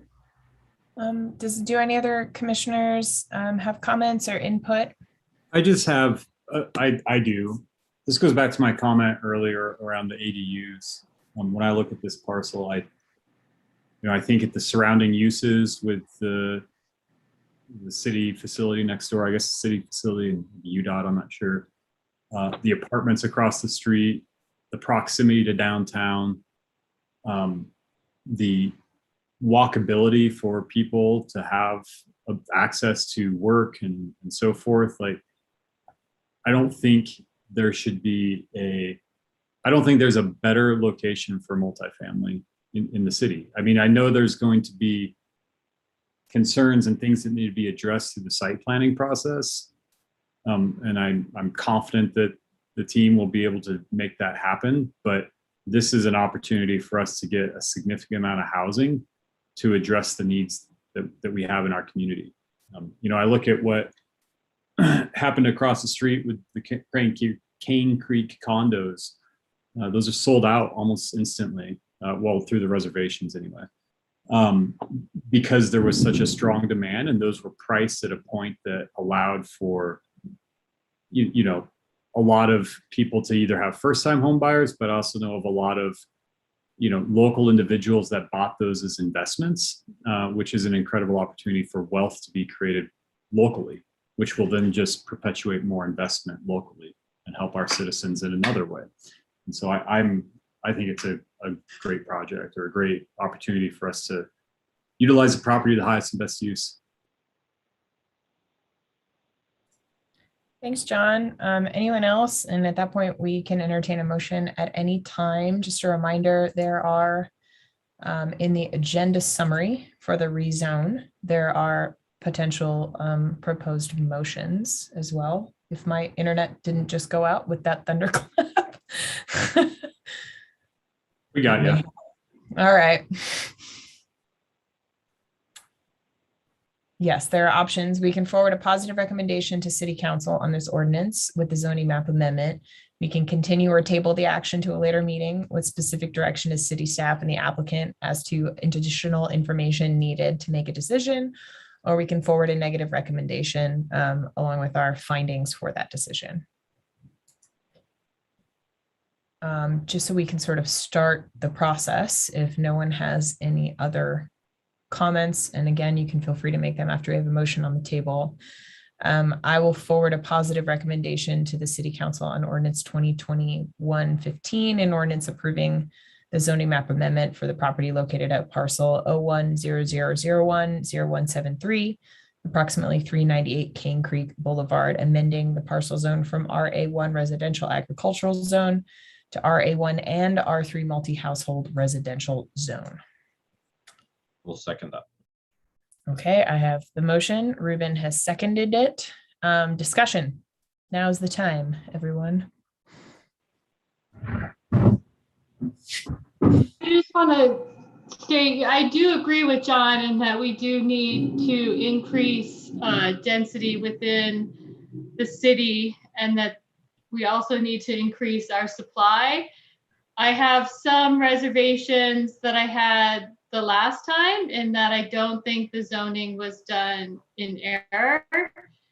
And I would prefer to see a little bit more of a buffer, like maybe on the back two sides. But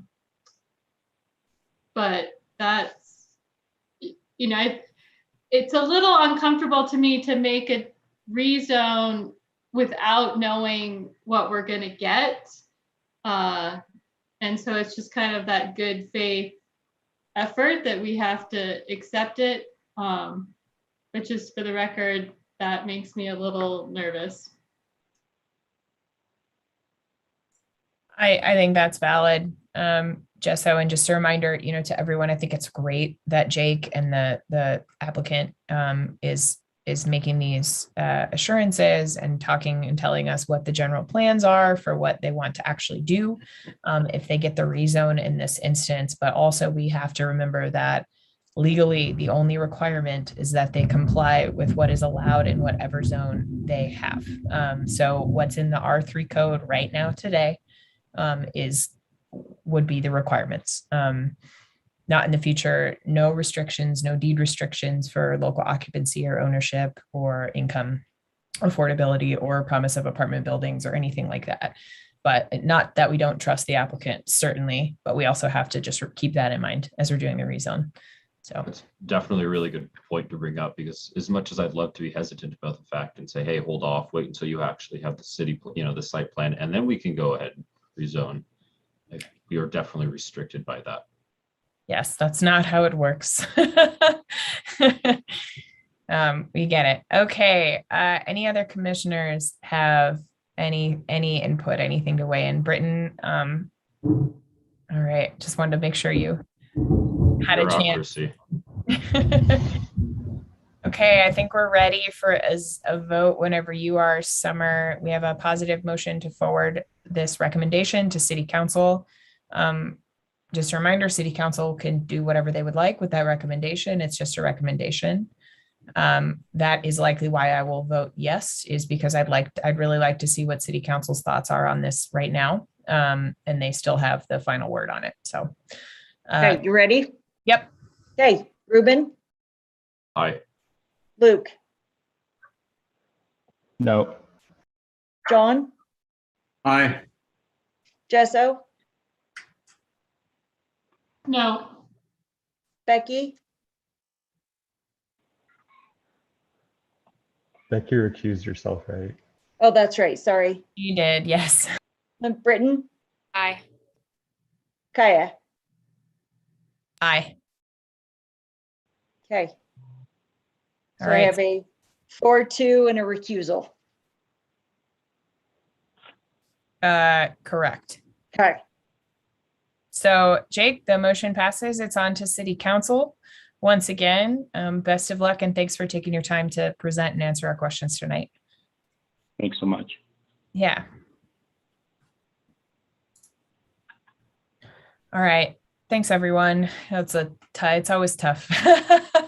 I want lots more things than we get, but we're just one step in the process. So Yep. we got to go with the info we have. And I completely understand the votes against it, but I'm glad City Council will have a chance to discuss things again on their end. So I am going to leave the meeting. Yeah. Corey knows more about the hospital than you can ever imagine. So you are in good hands. Great. Feel better, Nora. Okay, thanks. Nora is a champ, sticking around, not feeling well. So everyone be super appreciative. Okay, next action item and our last action item of the evening. 4.1, consideration and possible approval of Planning Resolution 07-2021, a planning resolution approving an amendment to the approved site plan for the Moab Regional Hospital located at 450 Williams Way. It's a discussion and possible action. All right, Corey, take it away. All righty, I have prepared a presentation. It is somewhat extensive because of the scope of this project. We do have the applicants here, both Jen Sadoff, CEO of Moab Regional Hospital, and then Paul Garland, architect, on this particular project. So we'll have definitely some opportunities to talk to. Oh, and Cody Lister is here as well. I am not sure Cody's position on the development team, but is also part of the hospital. So depending on what the commission would like to do, I can move forward with that presentation.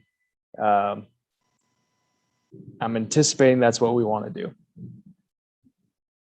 Okay. I'll try to make it as brief as possible, but I do want to cover it in material entirely. Alrighty. This will be the major amendment to the approved site plan for this Moab Regional Hospital expansion, location at 450 Williams Way. What we're looking at here is development on the MRH, Moab Regional Hospital campus lots. Those lots include Lot 1, Lot 2, Lot 3A, and Lot 5. The zoning is in the C2 commercial residential zone. That was the existing zone for the underlying hospital. Permitted use within that zone, and then proposed use being the hospital service expansion, new development of methadone clinic. So to run through the background from the original plan, the originally approved site plan for the hospital development was approved by the Planning Commission on April 23rd, 2009 through the Planning Resolution 06/2009. The Planning Commission is permitted to approve a major change amendment to the approved site plan through the MMC Section 1767080 as the original land use authority on that approval. In conjunction with the site plan application, MRH development team submitted the plat amendment petition to vacate, alter, or amend a subdivision plat for the consolidation of MRH lots 3 and 4 into the new lot 3A and realign the right of way for Care Campus Drive and Orchard Park Lane. This plat amendment was generated to best accommodate and configure the proposed development in line with the proposed development we're seeing now and build out of the campus. This plat amendment was approved by City Council just recently, July 27th, 2001. And this site plan that we're seeing now is proposing an expansion of the existing hospital facilities that includes expanded inpatient services, medical office space, administrative office space, parking, and new development of medical clinic services, and on separate parcel parking for a new methadone clinic on building on lot 3A. The existing hospital facilities include 97,480 square feet of building area. Looking at this new proposed expansion, including a total of 27,618 square feet. The increased parking requirement comes to 335 total parking spaces, with 336 being proposed. Those parking spaces are being provided through a shared parking agreement between the parking lot expansion on MRH lots 1, lot 3A, and lot 5. So utilizing that shared parking and offsite allowance that's into that site plan section of code.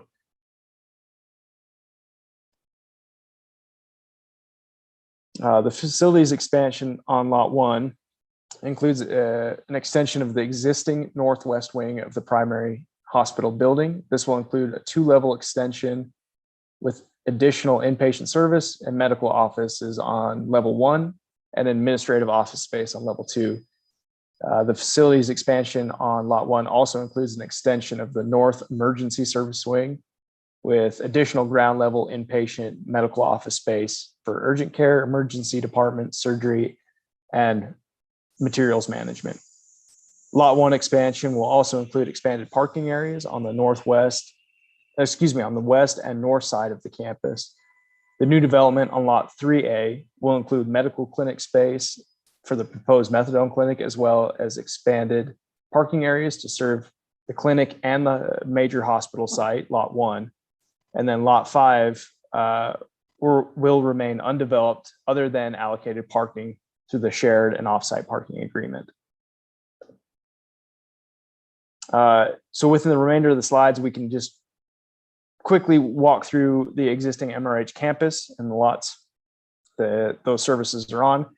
And then with that, the proposed expansion site plan, including floor plans and concept plans, and then the parking calculations and shared parking agreement. So looking at this slide here, we have the vicinity map showing the original platting of the property with the main body of the campus just off 500 West and Williams Way, with lots 1 and 2 encapsulated into that. And then looking at lot 3, 4, and 5 up here, we have the Canyonland Special Service District just to the north, which is this body of property here. Walnut Lane just to the right there, and then Walnut Lane itself connecting to the drive. This is the recorded county plat prior to that plat amendment. And then this being the new record of survey amendment that was just approved by City Council. So you can see that lot 3 and 4 being consolidated now to a lot 3A, and then that right-of-way realignment to allow Care Campus Drive and Orchard Park to correctly line up with Walnut Lane for a functioning intersection there, which will help the client traffic and then also emergency services vehicles coordinate that turn, which was a private right-of-way and then was then dedicated to the city for city right-of-way. So wanting to get that back in line with what would be most appropriate operation. This is the overall site plan. It's broken into two parcels of development. So through our major amendment function, we can allocate the campus development with two different parcels being approved with one approved plan. So that's why we're doing this through an approved amendment as opposed to a new site plan itself. Those sections for lot 5, lot 3A, and then lot 1 being the major development sites. This is the zoom in of lot 1. So that extended parking area off to the west and then running north, with this section of building being that extension. Currently, urgent care services located in here, and then your administrative office check-in right here. Emergency room and urgent services back here. This is the zoomed section of the lot 3A parcel, housing the new building development, the methadone clinic, just on this section of the building, and then housing a considerable amount of the shared parking on this lot, and then coordinating with the developers to, with that realignment, have overflow parking, shared offsite parking connecting back in here, but also will remain road base to allow for oversized parking as well. This section is taken from the level 1 of the expansion of the hospital. So the urgent care facilities being just over here onto the right side of the screen.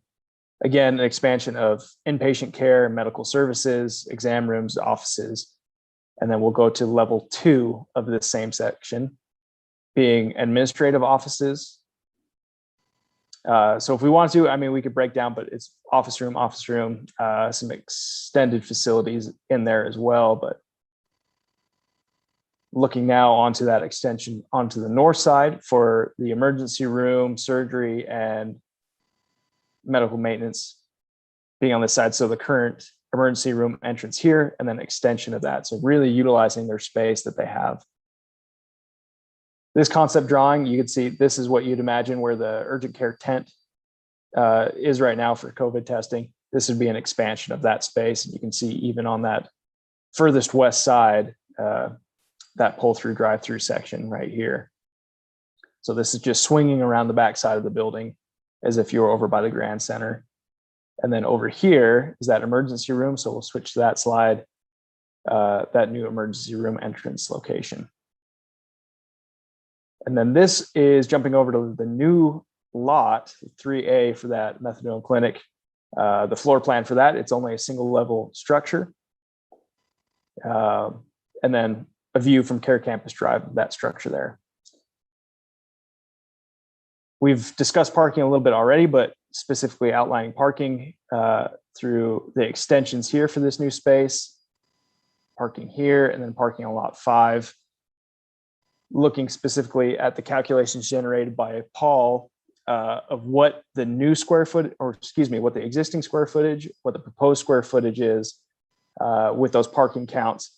And you can see some of the offsets where the required parking for the main body of the hospital is at 294 with only 161 being provided. And then a good number of those being provided on lot 3A, and then additional parking on those additional lots there. Oops, excuse me. So I will exit shared screen. Thanks for bearing with me. I can take a breath now, but open it up to applicants to discuss if you wish, or however you'd like to move forward, Commission. Yeah, I think we should, here, let me pull my agenda back up. Yeah, let's hear from the applicants. Jen. Well, thank you all so much for the opportunity to discuss this project with you tonight. So we have been planning this project for several years now, and primarily it's based on our community health needs assessment that's identified a couple of areas that we really need to focus on. One is access to addiction medicine, and that's the reason we're building the recovery clinic. As many of you know, substance use disorder is the #1 health concern in our community, and so that clinic is designed to address that directly. A methadone clinic is it's kind of the main evidence-based method that we use to treat opioid use disorder. So we're very excited about that. One of the second things that we're aiming to address is affordability in healthcare. And our urgent care clinic is only able to be open right now from 1 until 8. But with this new design, we'll be able to expand the hours of that to be open all day. We bill the same for urgent care as we bill for a regular family practice clinic visit. So it makes healthcare very affordable for the community. And then the other thing that the community asks for regularly is increased access to family medicine and to specialists. And so this will give us the ability to bring in more specialists and bring in more family practice providers so that we can drive down patient wait times there. Also, I mean, everybody here knows that Moab is busy with tourism, and the emergency room is busy with tourists who didn't have a great trip. And so it gives us the capacity to expand our ER to accommodate the needs so that we don't get backed up emergency rooms and we can take great care of people.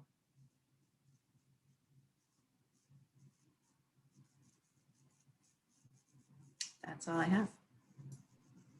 Great. Thanks, Jen. And I'll introduce myself. I'm Paul Garland. I'm actually a landscape architect, just point of clarification. Can't introduce myself as an architect. And I can help answer any questions. Corey and Jen covered much more than I had planned on saying. So I think we're good to go.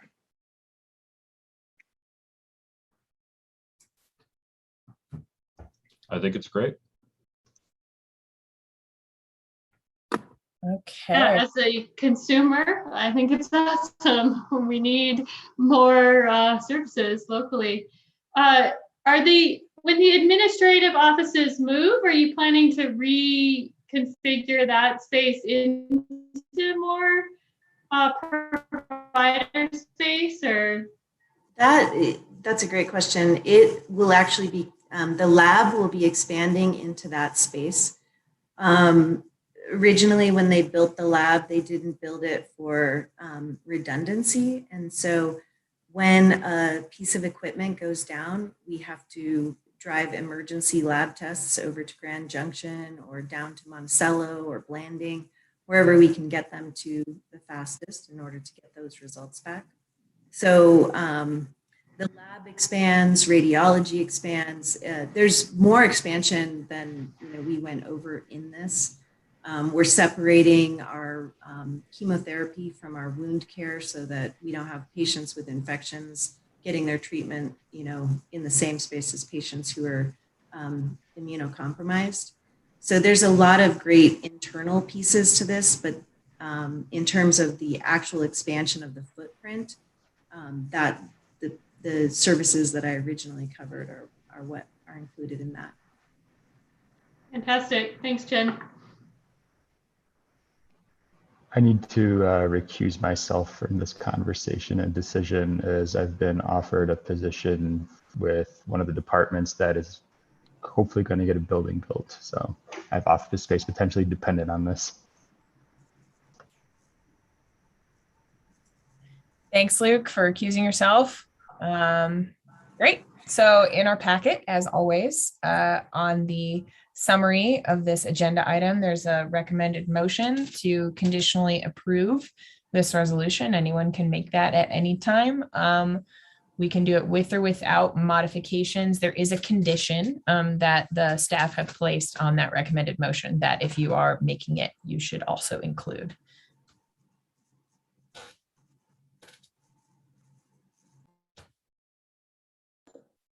If I might jump in just to explain that condition a little bit quickly before we do move forward, is as we've been drafting through these plans, we've been wanting to, as to the best of our ability, expedite the approval process. There are some time conditions that are relative to this moving forward. So we wanted to work with the hospital best we could. So getting it on the Planning Commission agenda, maybe prior to these particular comments through engineering being addressed, but in discussions with our engineering department, Chuck Williams, city engineer, felt very comfortable about us moving forward with approval for this, with these particular conditions just being a follow-up prior to that building permit being issued.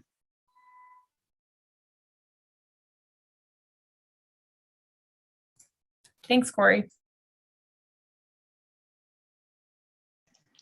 I'll make a motion for a positive recommendation. I move that the Planning Commission conditionally approve Planning Resolution 07-2021, a planning resolution approving an amendment to the approved site plan for the Moab Regional Hospital located at 450 Williams Way, Moab, Utah, 84532, subject to the following condition. And that condition is that all engineering comments shall be addressed to the satisfaction of city engineer prior to building permit application approval, including the legal description must be corrected southwest corner of section 1, township 26 south, range 21 east. The corner should be corrected to northwest to match the drawing. And please make sure to call out APWA standards and add the details on the plan set.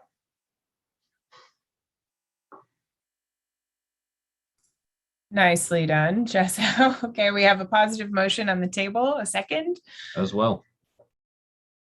Okay, I think that was second from Ruben. All right, great. Any discussion? I'll just echo the comments from others. I think this is super needed and really great. Happy to see it hopefully moving along. Okay, Summer, whenever you're ready. Okay, Jesso, Aye. Ruben, Yes, sirree. Kaya, Aye. Britton, Aye. John, Aye. Becky, Aye. Luke recuse. All right, motion passes unanimously except for our one recusal. Thank you Thanks, so much, everybody. everybody. I appreciate your time tonight. Thanks, Jen. Thanks, Thank Paul. you. We appreciate you Thank guys you. sticking around. Thanks. Okay, thanks, everybody. This has been a productive but long meeting. Appreciate everyone still being present. Last but not least, future agenda items. Corey.